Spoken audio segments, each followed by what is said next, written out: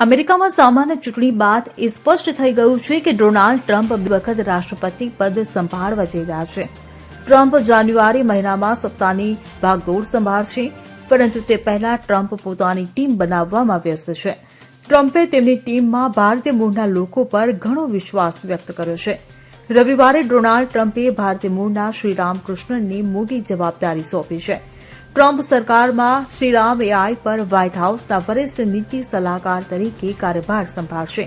આ ઉપરાંત તેઓ અમેરિકન નેતૃત્વમાં પણ મહત્વની ભૂમિકા ભજવશે. તેમને જણાવી દઈએ કે આ પહેલા શ્રીરામ કૃષ્ણન ઘણી મોટી કંપનીઓમાં મહત્વના હોદ્દા પર રહી ચૂક્યા છે. ઉલ્લેખનીય છે કે ટ્રમ્પ સરકાર 2.0માં ઘણા ભારતીયોને મહત્વની જવાબદારીઓ મળી છે. વિવેક રામાસ્વામી અને તુલસી ગાવડ સિવાય બીજા પણ ઘણા નામ છે જેમને ટ્રમ્પ સરકારમાં મહત્વના પદ મળ્યા છે. આનાથી ભારત અને અમેરિકા વચ્ચેના સંબંધો વધુ મજબૂત થતા જોવા મળશે. આ ઉપરાંત એશિયામાં ભારતનો વધતો પ્રભાવ પણ મજબૂત બનશે. Bureau report CN24 news. હવે જુઓ દેશ દુનિયાની તમામ ખબરો તમારી આંગળીના ટેરવે. ઉઠાવો મોબાઈલ અને ગૂગલ પ્લે સ્ટોર પરથી ડાઉનલોડ કરો અમારી CN24 ન્યૂઝ મોબાઈલ એપ.